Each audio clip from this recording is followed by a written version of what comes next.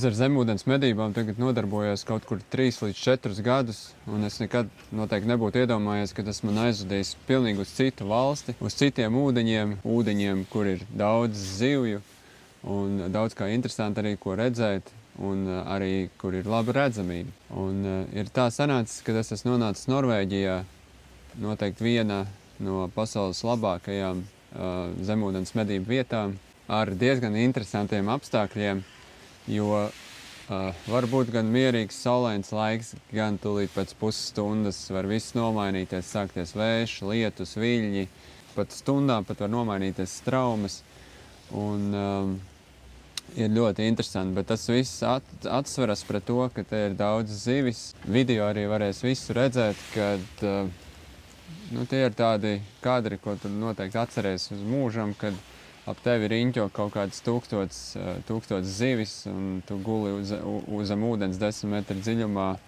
un tie patiešām ir iespaidīgi kadri. Atbraucām uz Norvēģiju 8 cilvēku kompānijā, palikām mājiņā ar 2 laivām.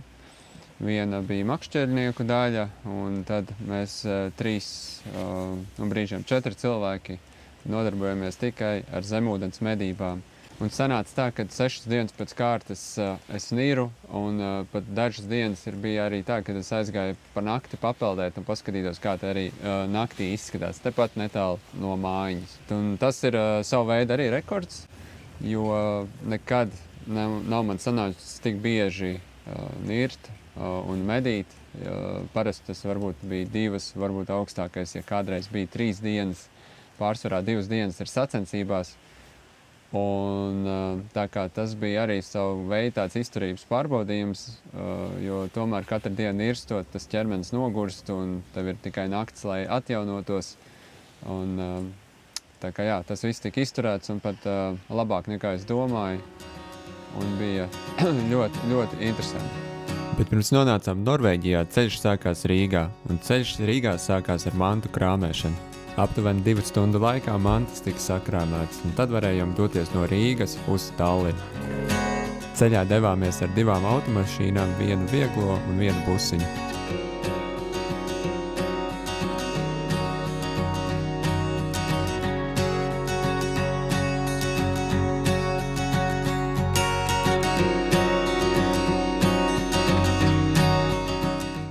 Te nu mēs piestājām netālu no kuģu termināļa Tallinā. Tā kā busiņā mums bija brīva vieta, tad pieredzējušākie dalībnieki teica, ka vieglās automašīnas jumta bagāžnieku labāk ielikt iekšā busiņā. Tādējādi varēja ietaupīt ap 150 eiro no kuģa biļetes cenas.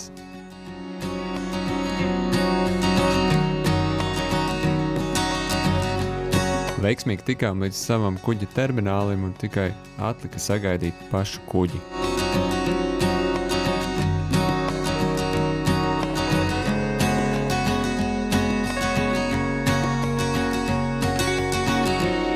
Pēc neilga laiciņa tikām uz kuģa, un pēc iekārtošanās istabā aizgājām pēc velkomdrinkiem.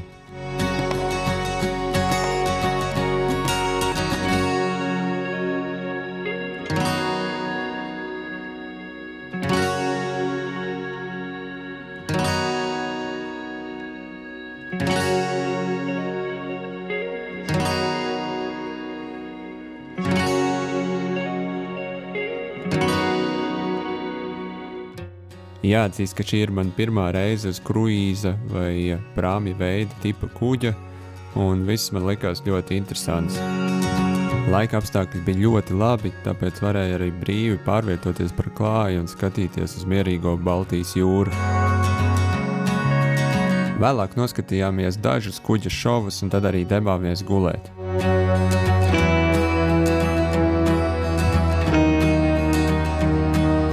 Ap 10 no rīta mēs ieradāmies Zviedrijā un varējām turpināt ceļu.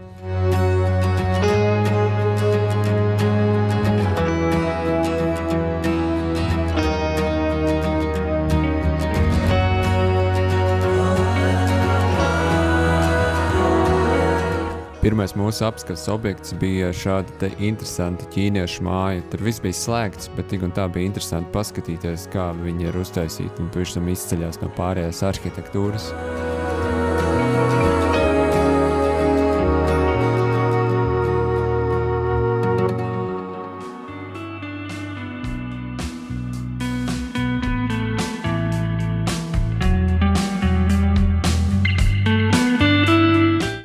pamanīju arī, ka viņiem gailins aug tāpat kā pie mums.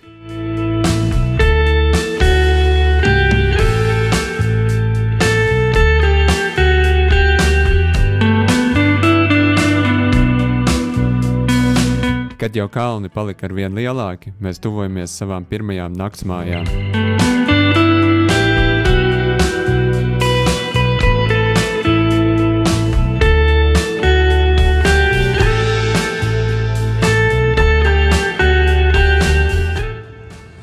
Tā mums atlikuši tikai kaut kāds 4-5 stundas līdz medību vietai. Tagad mēs taisamies prom no mājiņām. Ārā foršs laiks ir. Un tad nu brauksim ar busiņu tālāk.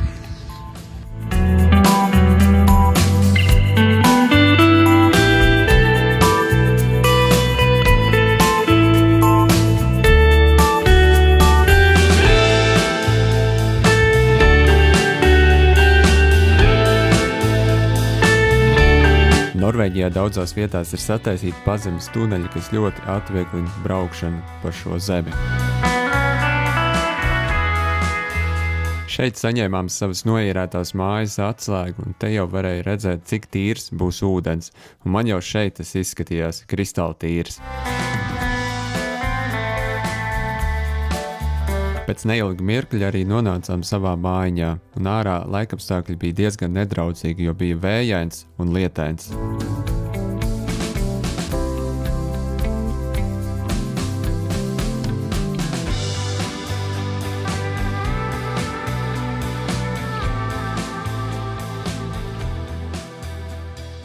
Šeit jūs varat redzēt gatavošanos procesu pirmajai dienai, un pirmajā dienā mēs izdomājām braukt uz vienu no Hitras tiltiem, jo ārā laiks bija ļoti vējains, bija viļņi, un tad iekšā pie tiltiem ir nedaudz vismaz mierīgāks ūdens.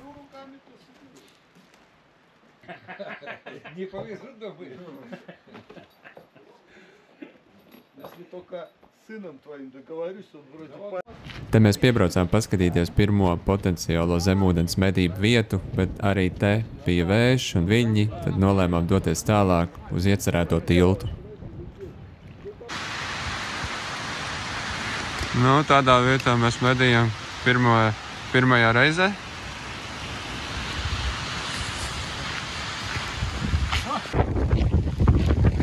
Apstākļi diezgan traki. Vējains. Un video varbūt neizskatījās, bet ārā bija ļoti vējains, un arī straumi bija, un priekš pirmās reizes bija diezgan pagrūti. Tāpēc es daudz arī neko nesafilmēju, bet vismaz aptuveni nofilmēju savu pirmo medījumu. Un kāpēc aptuveni, jūs to redzēsiet. Šeit dziļums ir aptuveni 9 līdz 10 metri, un es ieraudzīju savas pirmās zivtiņas.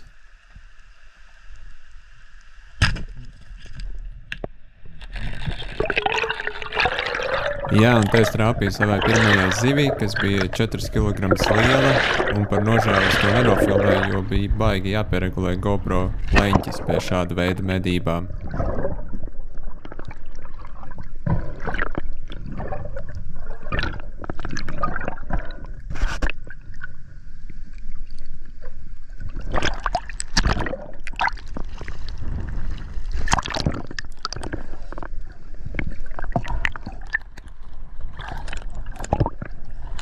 Te es bišķiņ sačakarējos ar striķu menedžmentu, bet beigās es zivu veiksmīgi dabūju augšā, jo bija tā, ka arī mani aiz bojas vilka pa vējam, un es jūtu, ka pamatīgi velk, tāpēc es domāju, kā es vispār tiks ar tiem striķiem galā, bet tad es izdomāju, ka varbūt jāpiepeld tuvāk pie krasta, vai tur tāds moliņš tā kā.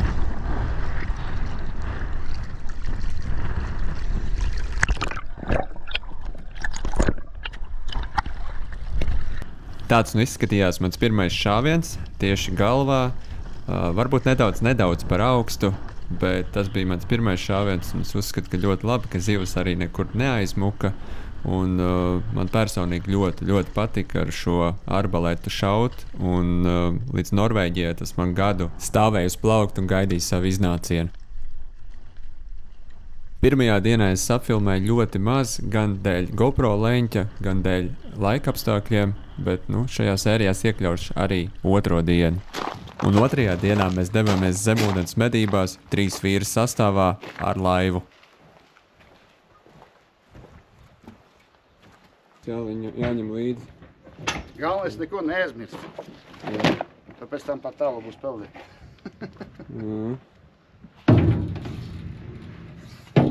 Tā. Es tev padošu.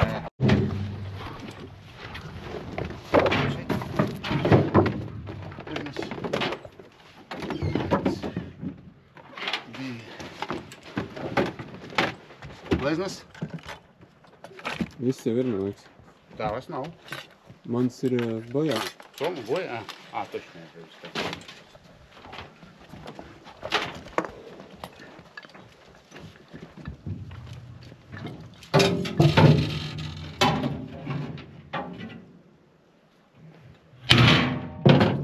To somu jau arī gandrīz varēja ielikt, man liekas, iekšā, ne? To somu jau tur arī gandrīz varēja ielikt. Nu, tur šeit var, var tā, jā, pareizi, var tur sēdēt šeit. Nē, es domāju, viņi gandrīz iekšā negāja. Da, lai būs kā. Nē, varam iekšā.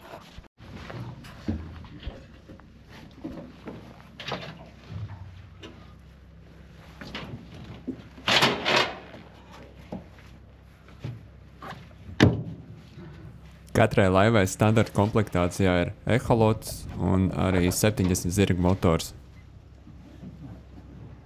Ļoti jāzver, kam cik.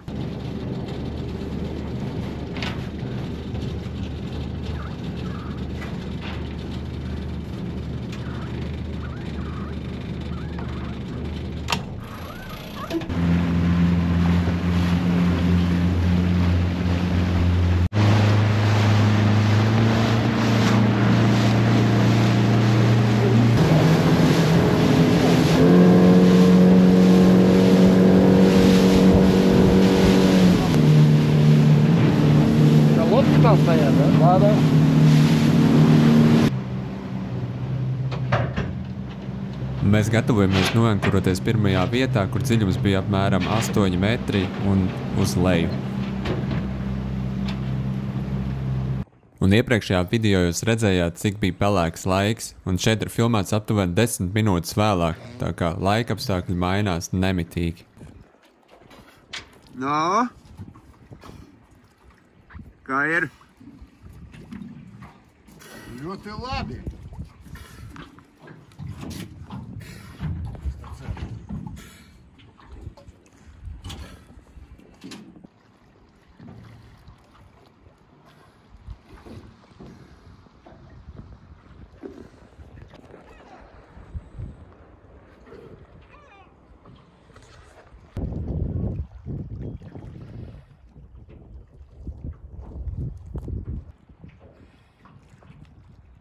Es palīdzēju saviem pāriniekiem sagatavoties, pagaidīju, kamēr tie katrs aizpeld uz savu pusi, un tad nu devos arī pats medībās.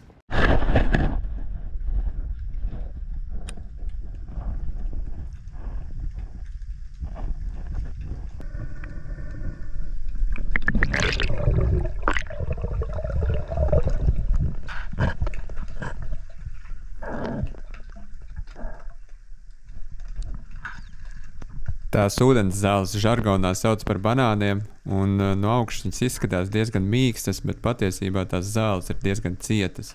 Starp šīm zālēm slēpjas arī zivis, un tad es visus savus 1000 uzklausītos padomus mēģināju likt lietā, lai nomedītu kaut ko.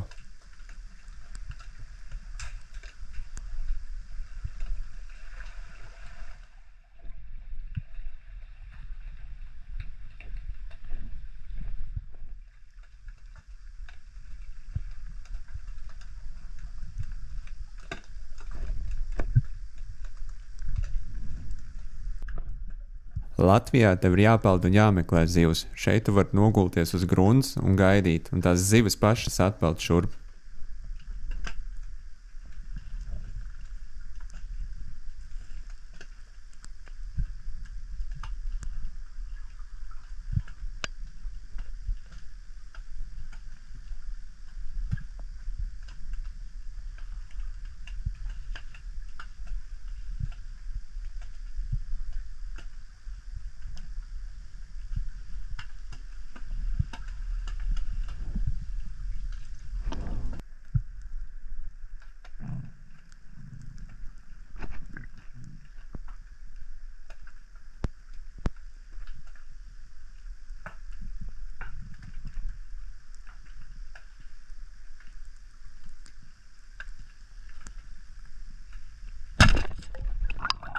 Te vēl joprojām man piekliboja kameras leņķis, bet varēja redzēt vismaz šāvienu.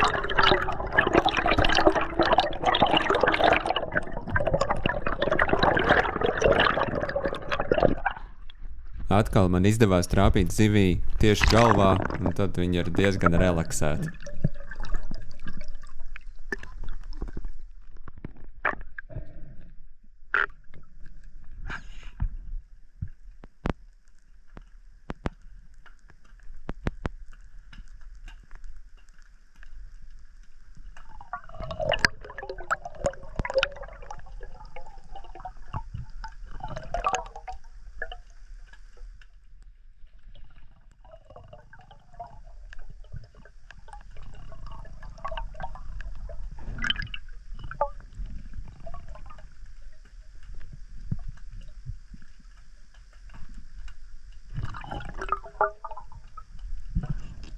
Es atradu interesantu vietu, tādu kā akmeni vai klinti ar alu, un izskatās, ka arī zivīm šī vieta ļoti patika.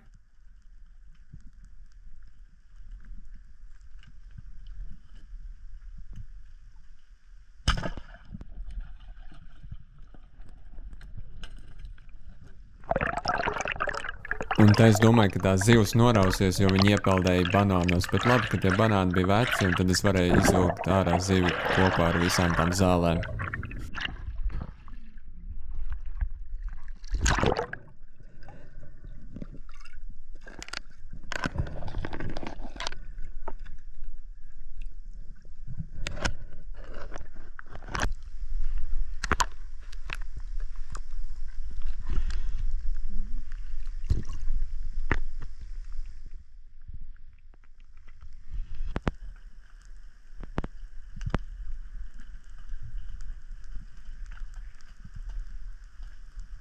Es vēl vienreiz domāju pagaidīt pie tās kantītes, bet lielās zivis ir diezgan uzmanīgas, un tā es arī neieraudzīju nevienu ņemamu eksemplāru.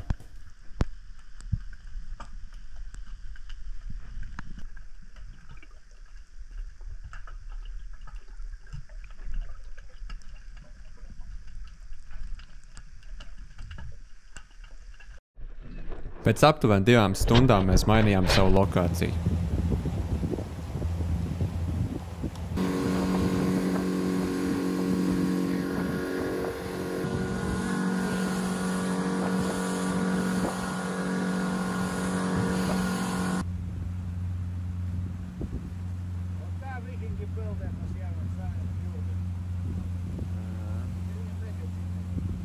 Atkal nonācām tādā glaznainā vietā un varējām sākt savas dienas otrās medības.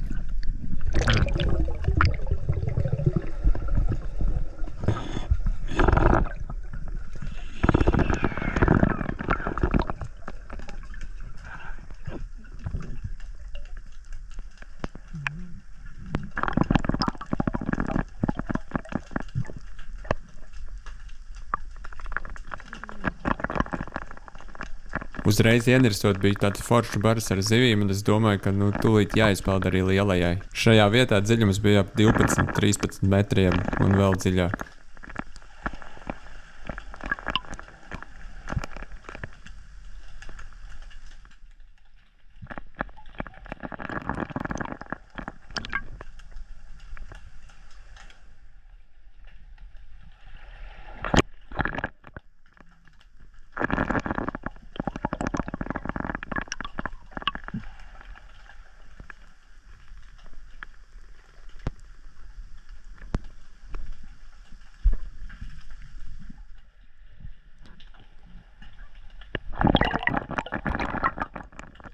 Nopeldot aptuveni 2 stundas, es neko nopietni neatradu, tāpēc lēnām peldēju atpakaļ uz Laivas pusi.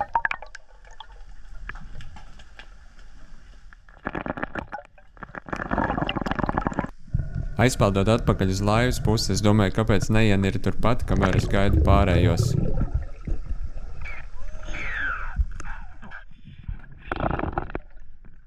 Te dziļums aptuveni bija 8 metri, tāds smilšaini grunts, un es nedaudz tālāk pamanīju kustību.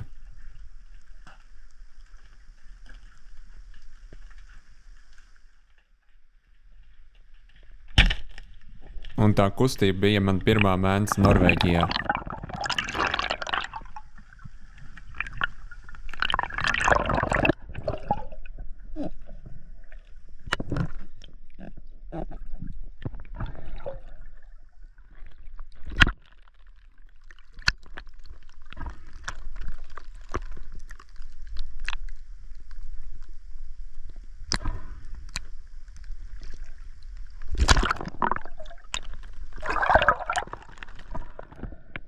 Un par mencām mūsējie vīri stāstīja, ka brūnās ir tā kā laikam vietējās, un baltās ir tās, kas ienāk no Norvēģu jūras.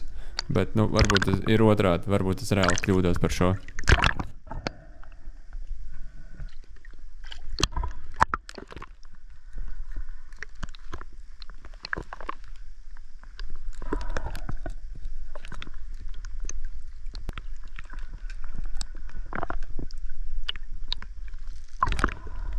Izskatās mazliet sadistiski, bet zivīm svarīgi nolaist asinis, jo tad gaļa saglabājas kvalitatīvāk. Tā. Tikai vienu vent. Paldies.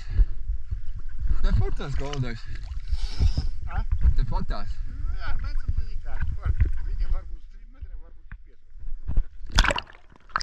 5. 7,7 bija. 7,7. Попал?